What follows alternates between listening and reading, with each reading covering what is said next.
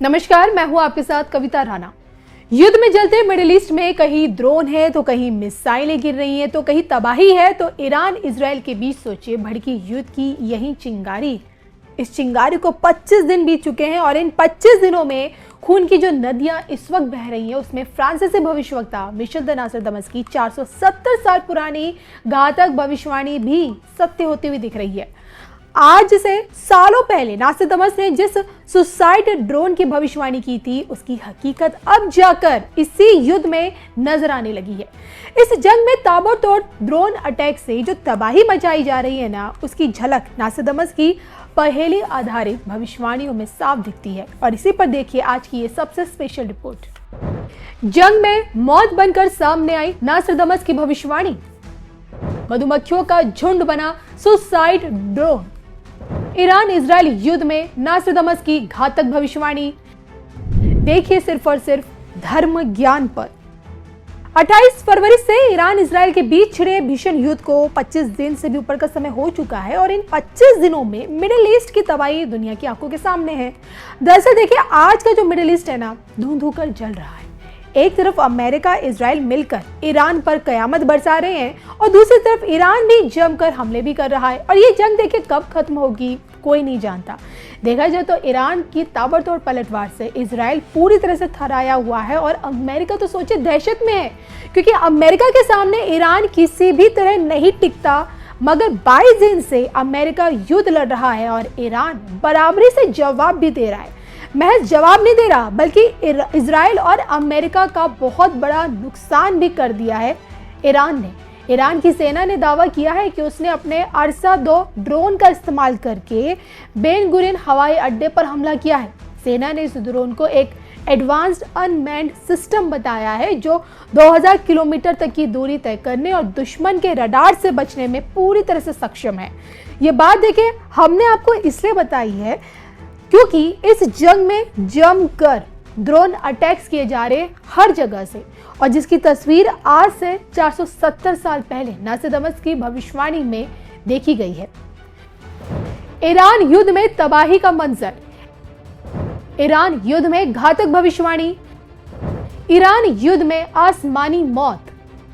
देखिए सिर्फ धर्म ज्ञान पर।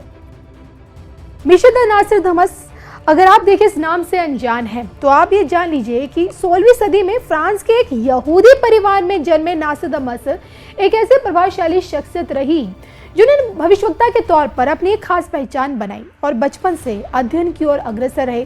और इस कारण सोचिए गणित, शरीर विज्ञान, ज्योतिष शास्त्र से जुड़कर कई सारे विषयों पर इन्होंने महारत हासिल की।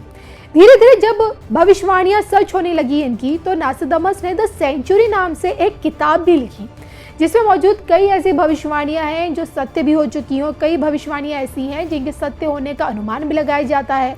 हालांकि देखिए कविताओं में लिखी गई इन भविष्यवाणियों को डिकोड करके हर किसी ने इसे अपने अकॉर्डिंग इन भविष्यवाणियों को दुनिया के सामने आके रखा। अब आपको ये जानकर ताज्जुब होगा कि मिडिल ईस्ट में छिड़ी इसी भीषण जंग के संकेत नोस्ट्राडामस की इन्हीं डिकोडेड भविष्यवाणियों में मिलती है। भविष्यवाणियों में साल 2026 का देखिए कहीं जिक्र नहीं है, आपको भी नहीं मिलेगा अगर आप इस किताब को पढ़ेंगे। लेकिन इस जंग में जो ड्रोन अटैक्स इस वक्त हो रहे उसका संबंध नोस्ट्राडामस की घातक भविष्यवाणी से जरूर है। जैसे देखिए नोस्ट्राडामस ने अपनी भविष्यवाणियों में मधुमक्खियों के झुंड का जिक्र किया था और उन पर विश्वास करने वालों का ये कहना है कि ये भविष्यवाणी ईरान युद्ध से जुड़ी है, जहां मधुमक्खियों के झुंड का मतलब मिडिल ईस्ट की जंग में सक्रिय भूमिका निभाने वाले ड्रोन्स हैं। नोस्ट्राडामस ने देखिए साल 2026 को लेकर साफ कुछ नहीं कहा, यहाँ तक कि साल 2026 का जिक्र तक नहीं है, लेकिन उनकी 26 नंबर के दोहे या यूं कहें कि 26 नंबर की जो पहेली है, जो कविता है, वो जो भविष्यवाणी है उसे साल 2026 से जोड़कर देखा गया है।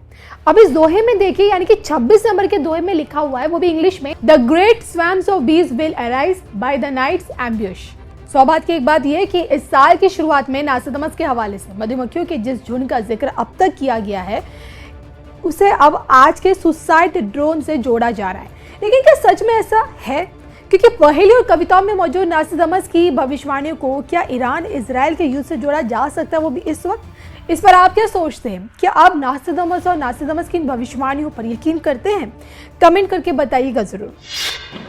इस समय पश्चिमी एशिया की हालत चिंताजनक है।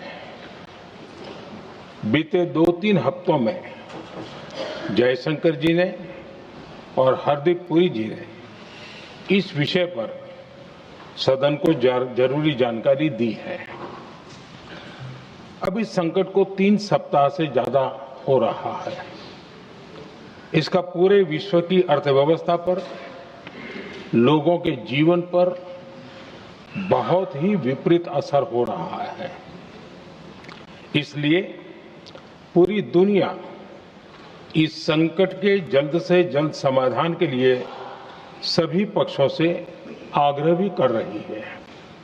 अध्यक्ष महोदय, भारत के सामने भी इस युद्ध ने अप्रत्याशित चुनौतियां खड़ी कर दी हैं। ये चुनौतियां आर्थिक भी हैं, नेशनल सिक्योरिटी से जुड़ी भी हैं और मानवीय भी हैं। युद्धरत और युद्ध से प्रभावित देशों के साथ भारत के व्यापक व्यापारिक रिश्ते हैं। जिस क्षेत्र में युद्ध हो रहा है वो दुनिया के दूसरे देशों के साथ हमारे व्यापार का भी एक महत्वपूर्ण रास्ता है। विशेष रूप से कच्चे तेल और गैस की हमारी जरूरतों का एक बड़ा हिस्सा यही क्षेत्र पूरा करता है। हमारे लिए ये रीजन एक और कारण से भी अहम है।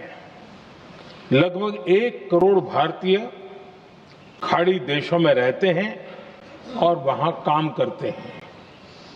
वहां समंदर में जो कमर्शियल शिप चलते हैं उनमें भारतीय क्रू मेंबर्स की संख्या भी बहुत अधिक है।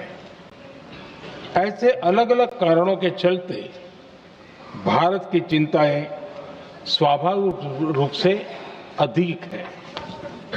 इसलिए ये आवश्यक है कि भारत की संसद से इस संकट को लेकर एक मत और एकजुट आवाज दुनिया में जाए।